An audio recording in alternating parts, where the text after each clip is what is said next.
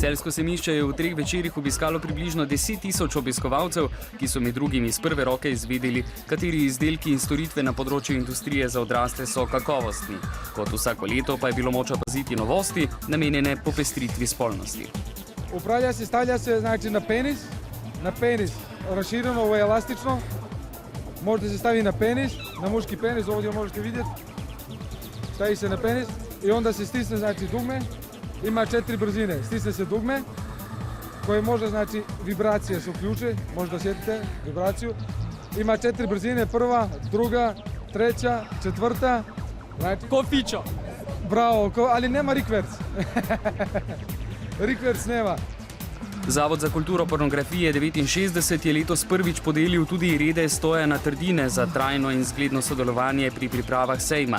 S odlikovanjem se lahko pohvali tudi ena izmed slovenskih pornodiv Latoja, ki je svoje sposobnosti pokazala tudi v najnovejšem trdoerotičnem filmu Gremo mi po svojo. Tako dobro ste igrali v filmu, tem novem slovenskem, sicer ga nisem videl, ne? Ampak Zlatega Stojana pa niste dobili.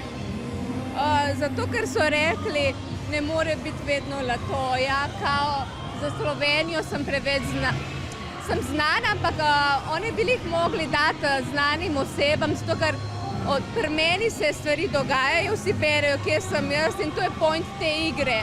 Ampak Slovenija še vedno ni prokužila, kako se dela denara, ne. Vsi so pri meni, ja, ampak ne moram jaz tle vsem nekaj pomagati, ne. Oni meni v bistvu ne bi to dali, kar jaz njim nudim, ne.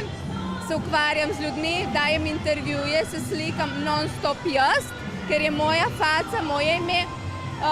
Meni se zdi, da niso zadovoljni, pa ko mene enkrat ne bo, bojo pa rekli, Pa kje je ta Latoja? Latoja je bila zakon, ampak takrat mene resno več ne bo. Eden izmed vrhuncev na erotičnem sejmu v Celju je tudi podelitev kipca za največje dosežke Zlatega Stojana. Ta je letos odšel v sosednjo Avstrijo, prijela ga je erotična oaza dobrega počutja Andiamo iz avstrijskega Beljaka, ki velja za najljubšo slovensko FKK savno.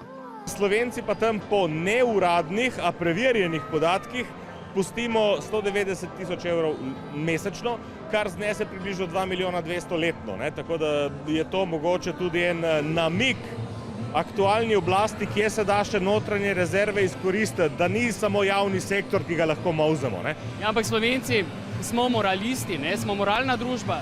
Ja, tukaj je vprašanje morale. Ko je treba odpreti FKK savno ali pa recimo javno hišo, se bodo vsi zgovarjali na moralo, mi smo moralna družba.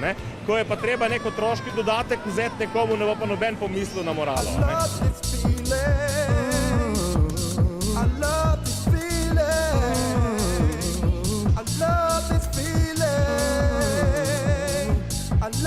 Med drugim tudi se mi zdi, da novost na letošnjem erotičnem sejmu erotična masaža. Kako izgleda ta erotična masaža, če nam lahko samo opišete na hitro? Imamo erotično masažo na masažni mizi, maserka masira gola, na koncu ročno pripelje do vrhunca. Imamo pa tudi body to body, ki se izvaja na blazini, maserka masira gola tudi z dotiki telesa in na koncu ročno pripelje do vrhunca. Ročno. Ročno. Hvala. In cena? Za takšno masažo boste odšteli od 60 do 80 evrov. Nekaj manj pa za pripomoček, namenjen predvsem ženskam. Polona, kakšno vezo imajo lasulje pa erotika? Zelo veliko. Danes si lahko blond, jutri si lahko črn, v bistvu se lahko spremeniš, brez da zmenjaš partnerja. Pa je partner vesel, doma je pestro, tako da je kar zanimivo, da se kdaj pa kdaj kaj zamenja na glavi. Pa tisti bolj plešasti partnerji niso ravno najbolj popularni, ne?